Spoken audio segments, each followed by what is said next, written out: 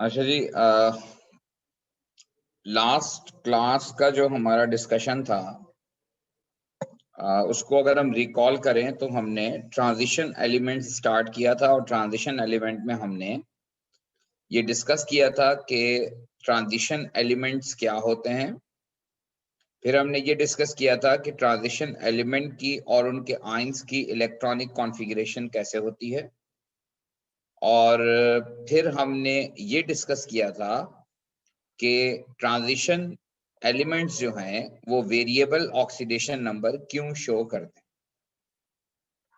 मैंने आपको बताया था कि वेरिएबल ऑक्सीडेशन नंबर शो करने की वजह ये होती है कि ट्रांजिशन मेटल जो है उनमें 4s and 3d orbital, first transition series में 4s and 3d orbital are very close to each other, इसलिए रिमूवल ऑफ इलेक्ट्रॉन जो है वो 4s से भी हो सकता है और 3d से भी हो सकता है।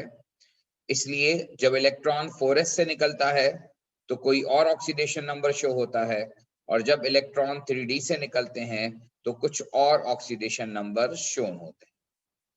आज हम जो पार्ट डिस्कस करेंगे वो है related to possible oxidation numbers, यानी ये भी एक पेपर में आने वाला क्वेश्चन है जहां पर एग्जामिनर आपको किसी एलिमेंट का किसी एलिमेंट का नाम दे देगा, उसकी कॉन्फ़िगरेशन करवाएगा और 1 मार्क का क्वेश्चन ये पूछेगा कि आप ये बताइए कि इसके पॉसिबल ऑक्सीडेशन नंबर्स क्या होंगे।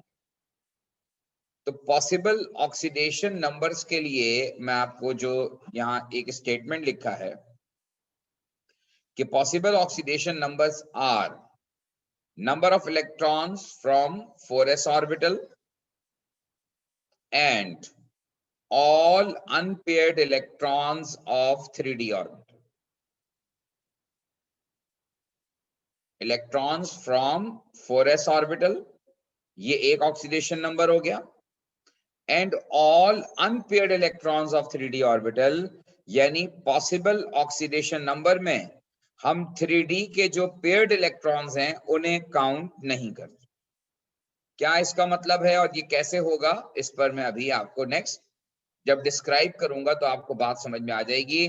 बट ये जो बेसिक स्टेटमेंट या बेसिक कॉन्सेप्ट है वो जहन में रखना है कि possible oxidation numbers are electrons from 4s orbital as well as all unpaired electrons of 3d orbital.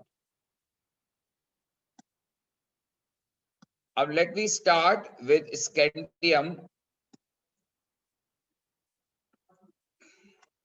अब देखिए स्कैंडियम जो है ये फर्स्ट मेंबर है ट्रांजिशन सीरीज का, और स्कैंडियम के केस में जो वैलेंस शेल कॉन्फ़िगरेशन है जिस पर हमने कल भी बात की थी कि 3d1 4s2 इसकी वैलेंस शेल कॉन्फ़िगरेशन, इसकी वैलेंस शेल कॉन्फ़िगरेशन जो है वो 3d1 4s2 है। अच्छा, d ऑर्बिटल मैं पहले भी बता चुका हूं आपको कि जिस तरह p ऑर्बिटल जो है वो 5 होते हैं, इसी तरह से d ऑर्बिटल जो है वो p ऑर्बिटल 3 होते हैं, इसी तरह से d ऑर्बिटल 5 होते हैं। तो जब आप px py और pz के as में 3 डब्बे बनाते थे, इसी तरह से d ऑर्बिटल के आप 5 डब्बे बनाएंगे, और हम ये कहते हैं कि all d orbitals have equal और सेम एनर्जी। अब स्कैंडियम की कॉन्फ़िगरेशन है 3d1 4s2, इसका मतलब यह है कि यहाँ पे 3d में 1 इलेक्ट्रॉन है और ये 1 इलेक्ट्रॉन आप किसी भी ऑर्बिटल में प्लेस कर सकते हैं। अब स्कैंडियम के पॉसिबल ऑक्सीडेशन नंबर निकालने के लिए मैंने आपसे कहा था कि इलेक्ट्रॉन्स ऑफ 4s ऑर्बिटल, और 4s ऑर्बिटल में जो इलेक्ट्रॉन्स हैं वो 2 हैं, इसका मतलब यह है कि एक पॉसिबल ऑक्सीडेशन नंबर +2 हो गया। 4s के जो 2 इलेक्ट्रॉन हैं उनकी ऑलमोस्ट एनर्जीज एक जैसी होती हैं, यानी उनको निकालने के लिए जो एनर्जीज रिक्वायर्ड होती हैं उनमें बहुत ज्यादा फर्क नहीं होता। इसलिए कोई भी एलिमेंट, ट्रांजिशन एलिमेंट जब s से अपने इलेक्ट्रॉन निकालता है तो दोनों इलेक्ट्रॉन निकालता है और इसका एक पॉसिबल ऑक्सीडेशन नंबर +2 है। अब S से इलेक्ट्रॉन निकल चुके, S एम्प्टी हो गया। अगली बारी 3D की है, तो S से 2 इलेक्ट्रॉन जा चुके हैं और अगर 3D से एक इलेक्ट्रॉन चला जाएगा तो टोटल इलेक्ट्रॉन लॉस 3 हो जाएगा, यानी कि possible oxidation number will be +3। तो स्कैंडियम के 2 ऑक्सीडेशन नंबर्स पॉसिबल हैं, +2 एंड +3, और ये है स्कैंडियम के पॉसिबल ऑक्सीडेशन नंबर। देखिए पॉसिबल ऑक्सीडेशन नंबर में और स्टेबल ऑक्सीडेशन नंबर में फर्क है। अभी मैं आपको बता रहा हूं पॉसिबल ऑक्सीडेशन नंबर, और पेपर में भी पॉसिबल ऑक्सीडेशन नंबर अलग पूछा जाता है, स्टेबल ऑक्सीडेशन नंबर की कहानी अलग होती है। अभी हम जो बात कर रहे हैं ये पॉसिबल ऑक्सीडेशन नंबर्स है। तो 3D1 4s2 स्कैंडियम की कॉन्फ़िगरेशन है, and according to its configuration इसके जो पॉसिबल ऑक्सीडेशन नंबर्स हैं वो +2 एंड +3 है। अब आप आ जाइए अगले एलिमेंट पर, विच इज टाइटेनियम। टाइटेनियम जो है इसका प्रोटॉन नंबर 22 है, और टाइटेनियम जो है इसकी valence shell configuration 3D2 4s2 है। Valence shell configuration 3D2 4s2 है, यानी इसका मतलब ये है कि टाइटेनियम के जो पॉसिबल ऑक्सीडेशन नंबर्स हैं क्या क्या हो सकते हैं। इलेक्ट्रॉन्स फ्रॉम 4s, तो 2 इलेक्ट्रॉन 4s से निकलेंगे, एक पॉसिबल ऑक्सीडेशन नंबर +2 हो गया। उसके बाद 3D2 है। 3D2 का मतलब ये है कि देयर आर 2 अनपेयर्ड इलेक्ट्रॉन्स। आपको p ऑर्बिटल में भी याद होगा कि जब आप px, py और pz लिखते थे तो आप तीनों ऑर्बिटल में एक एक इलेक्ट्रॉन पहले लिखते थे, फिर पेयरिंग करते थे। इसी तरह से d ऑर्बिटल में भी यही होगा कि आप पहले एक एक इलेक्ट्रॉन पांचों d ऑर्बिटल में फिल करेंगे और फिर 6th इलेक्ट्रॉन पेयरिंग करेगा। तो ये चीज आपको उसी तरह से फॉलो करनी है। तो अब 3D2 का मतलब ये है कि there are 2 electrons in 3D orbital. अब सवाल ये आता है कि पॉसिबल ऑक्सीडेशन नंबर्स क्या होंगे। 2 इलेक्ट्रॉन फ्रॉम 4s, तो +2 हो गया।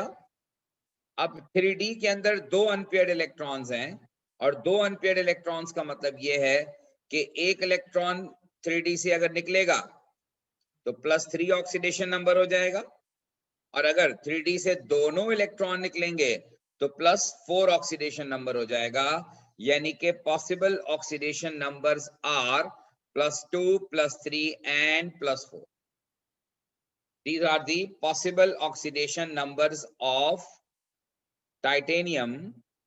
4s के 2 इलेक्ट्रॉन एक साथ निकलेंगे, तकरीबन एक जैसी एनर्जी होती है, तो 4s का एक ऑक्सीडेशन नंबर +2 है। उसके बाद d के जो अनपेयर्ड इलेक्ट्रॉन्स हैं वो अलग अलग करके निकलेंगे।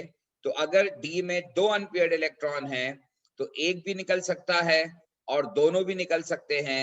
अगर एक निकलेगा तो ऑक्सीडेशन नंबर +3 होगा, क्योंकि 4s के इलेक्ट्रॉन ऑलरेडी जा चुके हैं। 4s के इलेक्ट्रॉन के बाद ही 3D के इलेक्ट्रॉन्स की बारी आती है। तो 4s के 2 इलेक्ट्रॉन चले गए, एक इलेक्ट्रॉन अगर 3D से जाएगा तो +3, और अगर 3D से दोनों इलेक्ट्रॉन चले जाएंगे तो +4। तो टाइटेनियम के पॉसिबल ऑक्सीडेशन नंबर 3 है, +2, +3 एंड +4। अच्छा एक चीज और देखिएगा कि +4 ऑक्सीडेशन नंबर जो है टाइटेनियम का वो मैक्सिमम है। +4 ऑक्सीडेशन नंबर जो है ये मैक्सिमम है, और स्कैंडियम का मैक्सिमम ऑक्सीडेशन नंबर +3 था, टाइटेनियम का मैक्सिमम ऑक्सीडेशन नंबर +4। तो s के 2 इलेक्ट्रॉन एक ऑक्सीडेशन नंबर, और d के जो 2 अनपेयर्ड इलेक्ट्रॉन्स हैं वो एक एक करके निकलेंगे। अगर d से एक इलेक्ट्रॉन निकला तो +3, और अगर d से 2 इलेक्ट्रॉन निकले तो +4। तो ये इसके 3 पॉसिबल ऑक्सीडेशन नंबर्स हैं। अब आ जाइए अगले मेंबर पर, विच इज वेनेडियम 23। वेनेडियम की इलेक्ट्रॉनिक कॉन्फ़िगरेशन आपके सामने है 3d3 4s2, और 3d3 का मतलब ये है कि अब d ऑर्बिटल में 3 अनपेयर्ड इलेक्ट्रॉन्स हैं, 3d3 and 4s2. There are 3 unpaired electrons in 3d orbit. अब हम पॉसिबल ऑक्सीडेशन नंबर्स की अगर बात करेंगे तो पॉसिबल ऑक्सीडेशन नंबर्स में इलेक्ट्रॉन्स फ्रॉम 4s, तो there are 2 electrons in 4s, तो पहला पॉसिबल ऑक्सीडेशन नंबर +2 है। Next, there are 3 unpaired electrons in 3d। अब 3d में अगर 3 अनपेयर्ड इलेक्ट्रॉन हैं तो यकीनन एक एक करके सारे इलेक्ट्रॉन निकल सकते हैं, तो पॉसिबल ऑक्सीडेशन नंबर +3 +4 और +5, ये सारे इसके पॉसिबल ऑक्सीडेशन नंबर है। पॉसिबल होने में और प्रैक्टिकली एग्जिस्ट करने में या स्टेबल होने में फर्क है, ठीक है। अभी मैं ये नहीं कह रहा कि ये सारे स्टेबल होंगे, लेकिन अभी मैं सिर्फ ये कह रहा हूं कि पॉसिबल ऑक्सीडेशन नंबर्स क्या क्या पॉसिबल हो सकते हैं। अब क्या पॉसिबल होंगे और क्या स्टेबल होंगे उस पर हम अगले स्टेप में बात करेंगे। फिर एक और चीज आप देख रहे हैं कि मैक्सिमम ऑक्सीडेशन वो इंक्रीज कर रहा है बाय 1 यूनिट। पहला मेंबर का मैक्सिमम ऑक्सीडेशन नंबर +3, दूसरे का 4, तीसरे का 5। तो मैक्सिमम ऑक्सीडेशन नंबर जो है वो इंक्रीज कर रहा है as we go along the period, क्योंकि हम पीरियड में ही मूव कर रहे हैं। Aahista Aahista oxidation number increase कर रहा है, मैक्सिमम ऑक्सीडेशन नंबर, और number of possible oxidation number भी इंक्रीज कर रहे हैं। स्कैंडियम में 2 पॉसिबल ऑक्सीडेशन नंबर थे, टाइटेनियम में 3 है, वेनेडियम में 4 है। अब मेरा आपसे अगला क्वेश्चन है जो कि आप खुद ट्राई करेंगे, क्रोमियम 24, और क्रोमियम 24 के आप possible oxidation number find out करेंगे।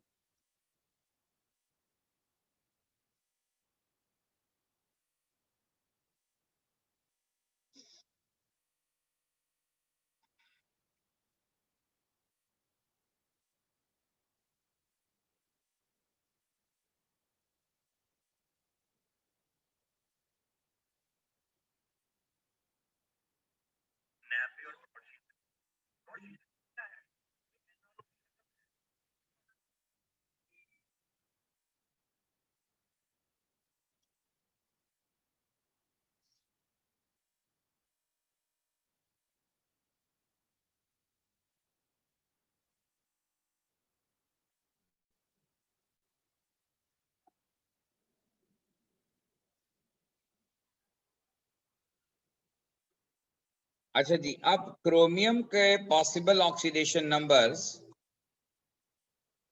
ये क्रोमियम के पॉसिबल ऑक्सीडेशन नंबर्स में आपके सामने है क्रोमियम की कॉन्फ़िगरेशन। क्रोमियम की कॉन्फ़िगरेशन जो होती है वो 3d4 4s2 होती है, लेकिन आपको मैंने पिछली क्लास में बताया था कि स्टेबिलिटी गेन करने के लिए 4s अपना एक इलेक्ट्रॉन d को दे देता है, तो d orbital become half filled, और half filled d orbital is are more stable. तो अब यहाँ पे 3d5 हो गया, अब यहाँ 3d5 हो गया और 4s1 हो गया। 4s1 का मतलब ये है कि 4s ऑर्बिटल में एक ही इलेक्ट्रॉन मौजूद है। इससे पहले +1 ऑक्सीडेशन नंबर पॉसिबल नहीं था, क्योंकि s के दोनों इलेक्ट्रॉन मैंने कहा कि ऑलमोस्ट एक साथ निकलते हैं, लेकिन इस मर्तबा 4s में सिर्फ एक इलेक्ट्रॉन है, और 4s में एक इलेक्ट्रॉन होने का मतलब ये है कि एक पॉसिबल ऑक्सीडेशन नंबर +1 होगा।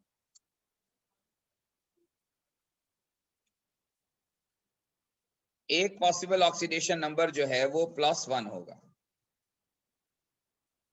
और इसके बाद जो पॉसिबल ऑक्सीडेशन नंबर्स हैं वो +2 +3 +4 +5 +6, ये इसके सारे पॉसिबल ऑक्सीडेशन नंबर्स हैं। और यहां पर आप देख सकते हैं कि 3d5 में सारे इलेक्ट्रॉन अनपेयर्ड हैं, और जब सारे इलेक्ट्रॉन अनपेयर्ड होंगे तो किसी भी ऑर्बिटल में रिपल्जन नहीं होगा, इलेक्ट्रॉन इलेक्ट्रॉन रिपल्जन, जिसकी वजह से हाफ फिल्ड ऑर्बिटल की स्टेबिलिटी ज्यादा हो। ये पॉसिबल ऑक्सीडेशन नंबर्स, और अगेन आप देख रहे हैं कि +3 से +6 Aahista Aahista maximum oxidation number increase कर रहा है। अगला मेंबर मैग्नीज है।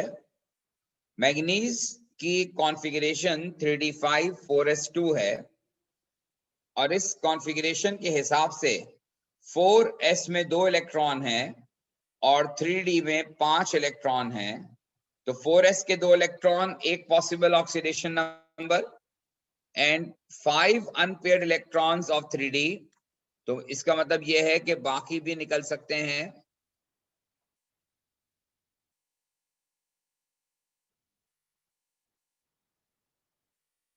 मेरा ख्याल है तो आप पिछली क्लास में नहीं थे, या जो है वो पढ़ा नहीं है आपने। मैंने कहा था कि 4s से इलेक्ट्रॉन पहले निकलते हैं, 3d से बाद में निकलते हैं। तो 3d में इलेक्ट्रॉन कितने भी हों, हमेशा पहले 4s के 2 इलेक्ट्रॉन निकलेंगे, या 4s में जितने इलेक्ट्रॉन होंगे वो निकलेंगे, और उसके बाद बारी 3d की आती है। इलेक्ट्रॉन कभी भी 3d से पहले नहीं निकलते, क्योंकि रिपल्जन की वजह से 4s की एनर्जी स्लाइटली इंक्रीज कर जाती है। भरत जी, ये मैग्नीज के ऑक्सीडेशन नंबर है पॉसिबल। और अब आप देखिए कि पॉसिबल ऑक्सीडेशन नंबर्स जो हैं ये ग्रेजुअली इंक्रीज हो रहे थे अप टू 7, +3 से ये +7 तक इंक्रीज हुए। अब अगली बारी है आयरन की। Iron is 26। आयरन को अगर आप कॉन्फ़िगरेट करेंगे तो ये कॉन्फ़िगरेशन 3d6 4s2 आएगी। 3d6 4s2 का मतलब ये है कि अब d ऑर्बिटल में 6th इलेक्ट्रॉन आएगा, जो कि यहाँ पे पेयरिंग करेगा। अब एक ऑर्बिटल में 2 इलेक्ट्रॉन हो गए। एक ऑर्बिटल में 2 इलेक्ट्रॉन का मतलब यह है कि इस ऑर्बिटल की कैपेसिटी कंप्लीट हो गई, क्योंकि आपको पता है कि हर ऑर्बिटल के अंदर मैक्सिमम 2 इलेक्ट्रॉन आते हैं। तो इस ऑर्बिटल की कैपेसिटी खत्म हो गई, ये स्टेबल हो गया। अब ये जो बाकी के 4 इलेक्ट्रॉन्स हैं, ये 4 इलेक्ट्रॉन्स रिमूव हो सकते हैं, लेकिन ये वाला जो पेयर है ये स्टेबल होने की वजह से इसको रिमूव करना इंतहाई मुश्किल काम है, लिहाजा ये ऑक्सीडेशन नंबर पॉसिबल में नहीं आता। इसीलिए शुरू में मैंने आपको लिखवाया था कि electrons of 4s orbital and all unpaired electrons of d orbital. तो d ऑर्बिटल के जो अनपेयर्ड इलेक्ट्रॉन्स हैं, इन केस ऑफ आयरन वो 4 हैं, और 4s के 2 इलेक्ट्रॉन। इसीलिए आयरन के जो पॉसिबल ऑक्सीडेशन नंबर्स आएंगे वो +2, +3, +4, +5 and +6। These are the possible oxidation number of iron.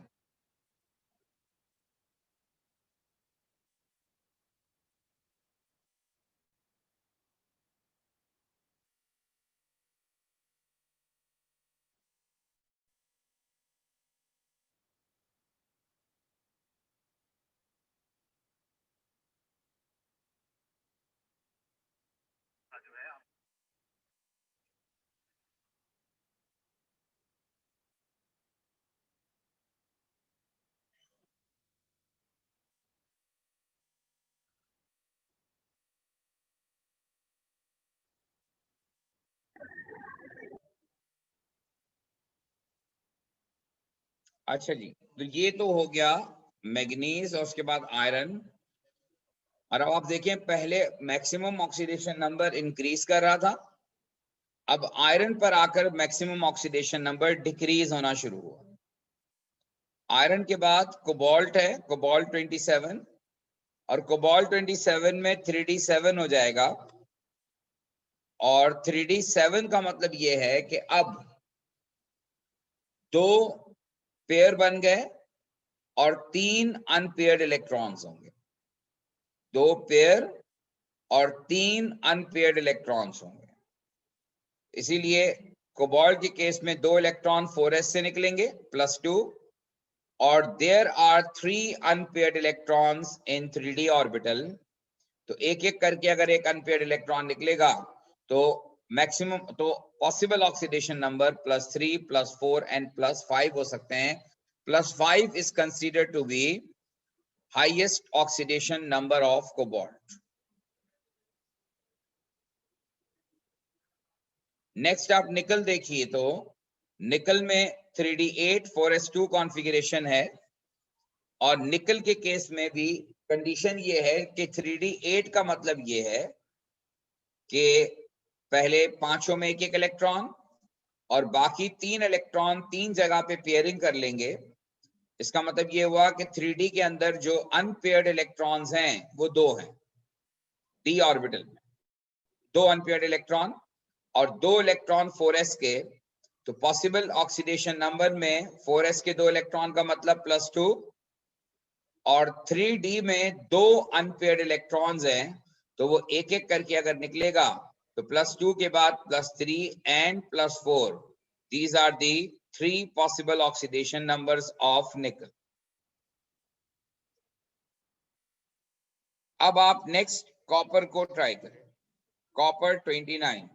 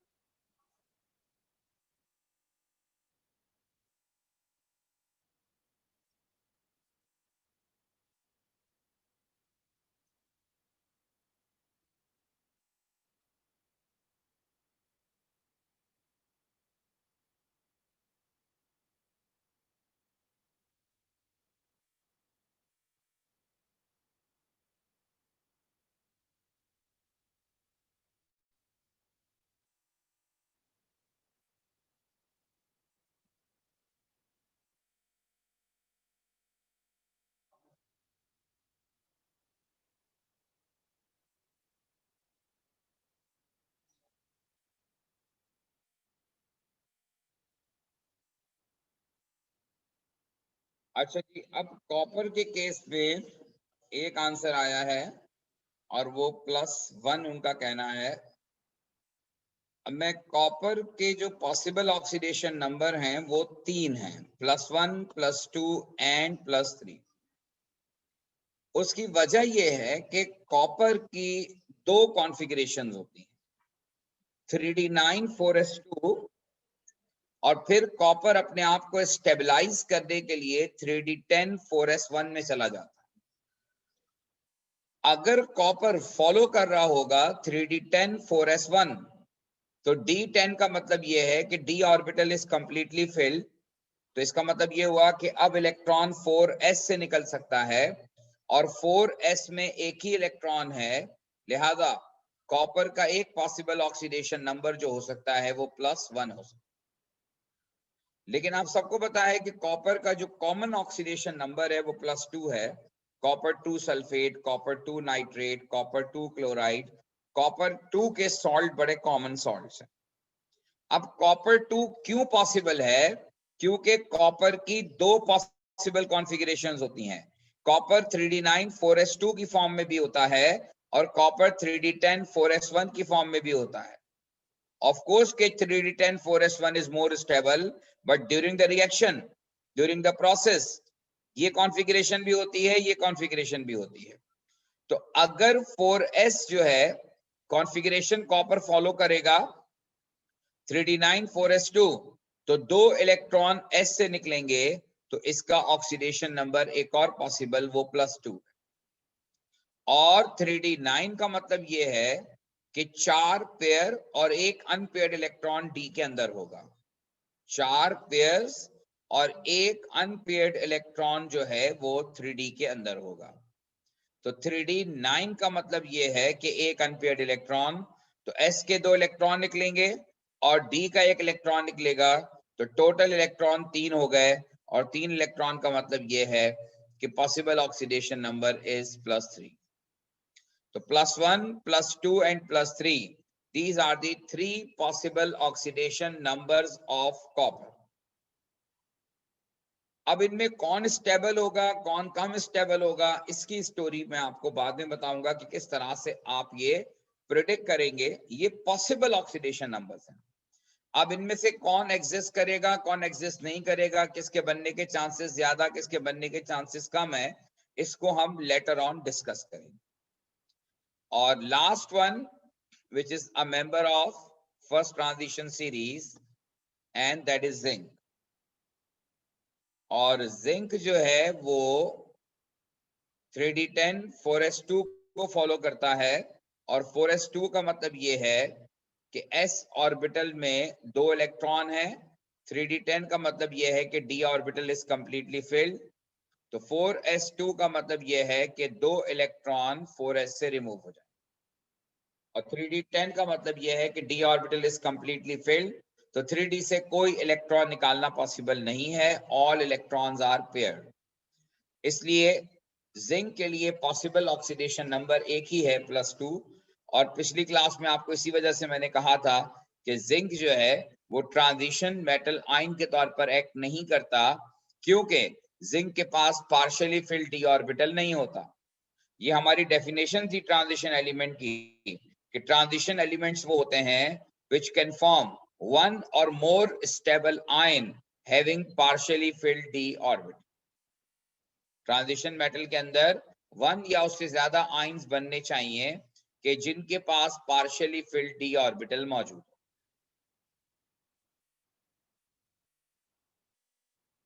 अच्छा जी, ये तो हो गई बात पॉसिबल ऑक्सीडेशन नंबर्स की, और ये मैंने पूरा टेबल आपके सामने इस वक्त डिस्प्ले हो रहा है, और ये पॉसिबल ऑक्सीडेशन नंबर्स को रिप्रेजेंट करता है फ्रॉम स्कैंडियम टू जिंक। अच्छा, अब अगली बात ये है कि ये तो हैं पॉसिबल ऑक्सीडेशन नंबर्स। अब हम आगे ये बात करते हैं कि स्टेबल ऑक्सीडेशन नंबर आप कैसे प्रेडिक्ट करेंगे। In order to find out stable oxidation number, तो अभी जो मैं यहां पर बात लिख रहा हूं ये जनरलाइज है, स्पेसिफिक बात इसके बाद करूंगा।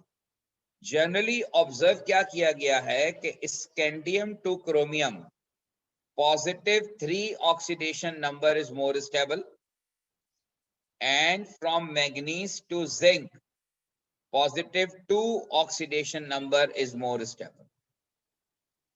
पीरियोडिक टेबल में जब हम along the first transition series जाते हैं तो देखा ये गया है कि scandium two chromium +3 oxidation number मोर स्टेबल है, और मैग्नीज टू जिंक जो है वो +2 ज्यादा स्टेबल है। तो +3 और +2 ये आमतौर पर 2 स्टेबल ऑक्सीडेशन नंबर्स होते हैं, लेकिन स्कैंडियम टू क्रोमियम +3 ज्यादा स्टेबल है, और मैग्नीज टू जिंक जो है वो +2 जो है वो ज्यादा स्टेबल है। अब इस बात को हमें एक्सप्लेन करना है कि ऐसा क्यों है, या अगर आपको सवाल आता है कि आप इस आयन का या इस पर्टिकुलर एलिमेंट के स्टेबल ऑक्सीडेशन नंबर सजेस्ट करें, तो स्टेबल ऑक्सीडेशन नंबर के लिए आपको डेटा बुकलेट से E0 वैल्यूज पिक करनी पड़ेंगी। यहां पर क्रोमियम 3 इलेक्ट्रॉन गेन करके क्रोमियम 2 में कन्वर्ट हो रहा है और इसकी E naught value -0.41 volt. Negative E naught value जो है वो इंडिकेट करती है कि oxidation is more preferable. E naught value अगर नेगेटिव है इसका मतलब है कि reaction is favourable in backward direction. Reaction is favourable in backward direction. बैकवर्ड डायरेक्शन में रिएक्शन फेवरेबल है और बैकवर्ड डायरेक्शन में फेवरेबल होने का मतलब यह है कि chromium 2 positive will turn two chromium 3 positive. Chromium 2 positive जो है वो क्रोमियम 3 पॉजिटिव में कन्वर्ट होना उसके लिए कंफर्टेबल है। लिहाजा आप ये कह सकते हैं कि on the basis of their E naught value chromium 2 के मुकाबले में chromium 3 is more stable because chromium 2 is oxidized to form chromium 3 positive ion according to its E naught value। ये E naught value जो है chromium के case में वो favour करती है कि रिएक्शन बैकवर्ड डायरेक्शन में जाएगा, यानी ऑक्सीडेशन इज फेवरेबल, यानी क्रोमियम 3 का बनना ज्यादा फेवरेबल है as compare to chromium 2 positive. तो ये ई नॉट वैल्यू जो है वो -0.41 वोल्ट हो गई और ये ई नॉट वैल्यू जो है वो आपके सामने है जो रिप्रेजेंट करती है कि क्रोमियम 3 जो है वो मोर स्टेबल है because of its negative E naught value.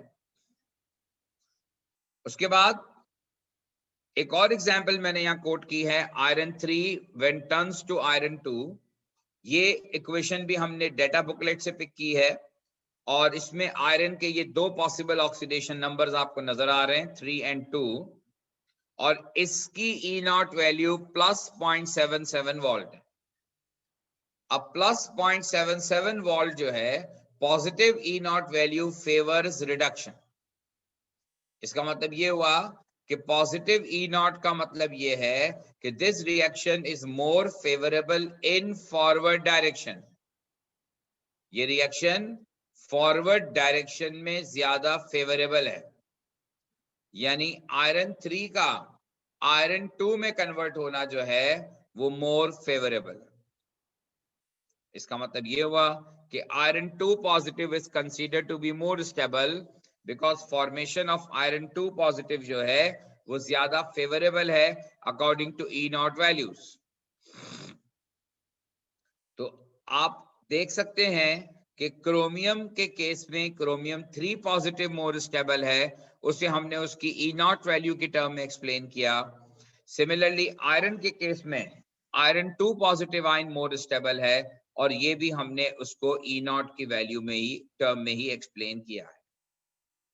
अब आप खुद से ट्राई करें और डेटा बुकलेट में आपके सामने है, अगर निकाल लीजिए और डेटा बुकलेट से आप ई नॉट वैल्यू कंसीडर करते हुए ये डिसाइड करें कि डाइक्रोमेट आयन और क्रोमियम आयन में कौन ज्यादा स्टेबल है।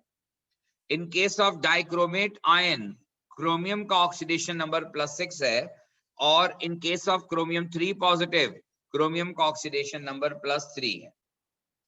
अब आप डेटा बुकलेट से इक्वेशन पिक करेंगे और उस इक्वेशन को जो है वो आप उसकी ई नॉट वैल्यू के हिसाब से डिसाइड करेंगे कि which one is considered to be more stable.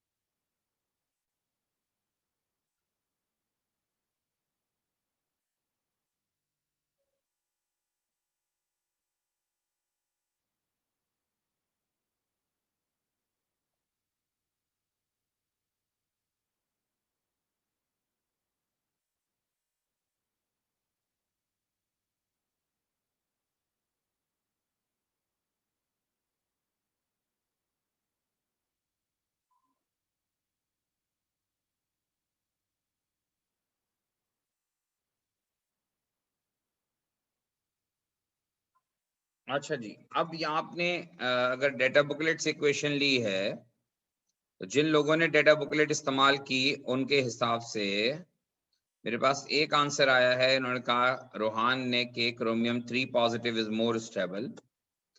तो डेफिनेटली ये मैंने पूरी इक्वेशन नहीं लिखी, लेकिन उस इक्वेशन में जहां पे dichromate ion turns two chromium 3 positive ion, इसकी E naught value 1.33 volt positive है। तो पॉजिटिव ई नॉट का मतलब इट फेवर्स रिडक्शन, और व्हेन इट फेवर्स रिडक्शन इसका मतलब ये हुआ कि क्रोमियम 3 पॉजिटिव आयन जो है वो मोर स्टेबल है as compare to chromium 6 positive ion.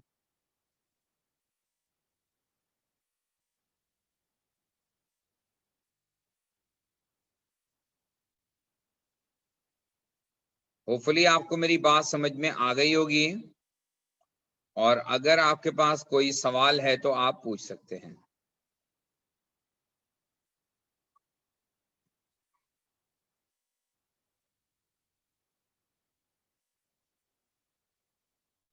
Okay जी, एक एग्जांपल, ये तो खैर मैंने करवाई हुई। नेक्स्ट ये एग्जांपल आप देखिए।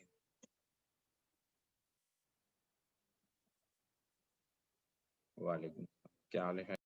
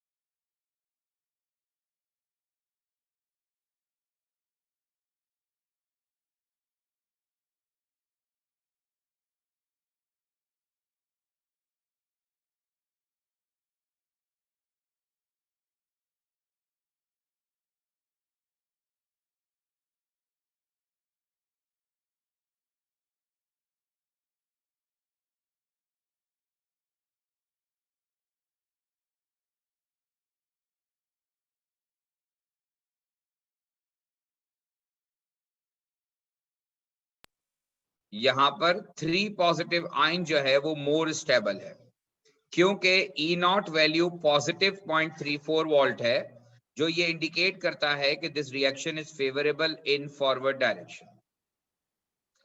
अच्छा, अब यहां पर आप जो है वो ई नॉट वैल्यूज को यूज करके ट्रांजिशन एलिमेंट के अंदर मौजूद ऑक्सीडाइजिंग या रिड्यूसिंग एबिलिटीज को भी कंपेयर कर सकते हैं।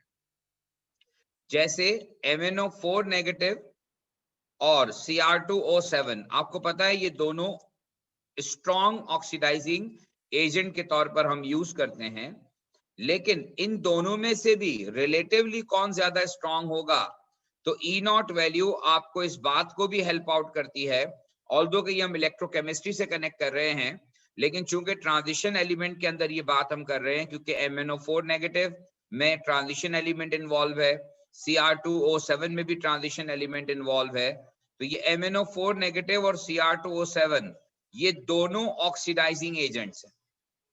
और ऑक्सीडाइजिंग एजेंट में ऑक्सीडाइजिंग एजेंट वो होता है जो इटसेल्फ रिड्यूस होता है।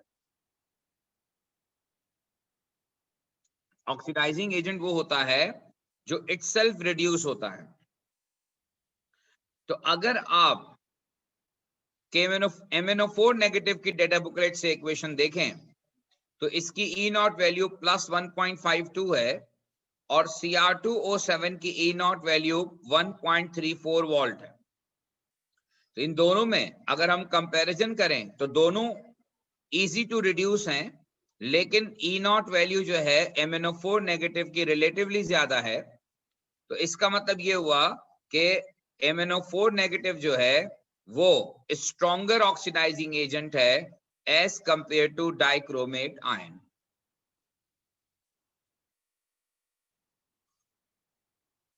As compare to dichromate ion जो है MnO4 negative stronger oxidising agent.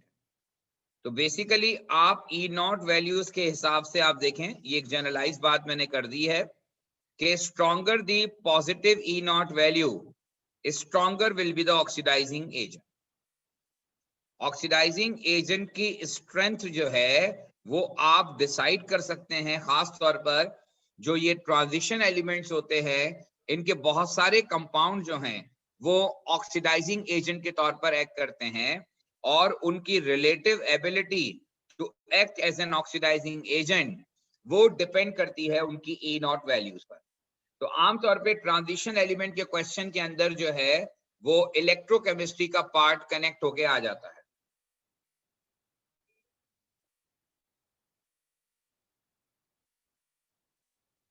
अच्छा ठीक है जी, ये बात होपफुली आपको समझ में आ गई होगी। अच्छा एक बात मैं इसमें और फाइनली बता दूं कि अगर आप पीरियोडिक टेबल में फ्लोरीन को देखें तो fluorine is considered to be a strongest oxidising agent.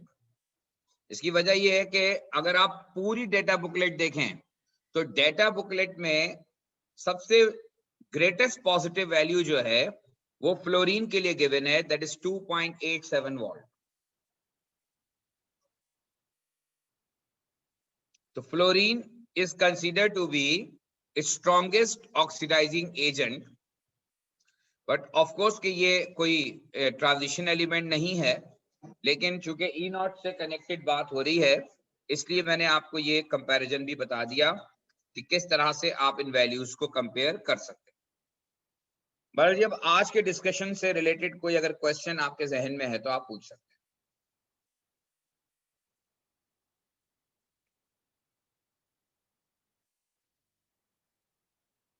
कोई सवाल?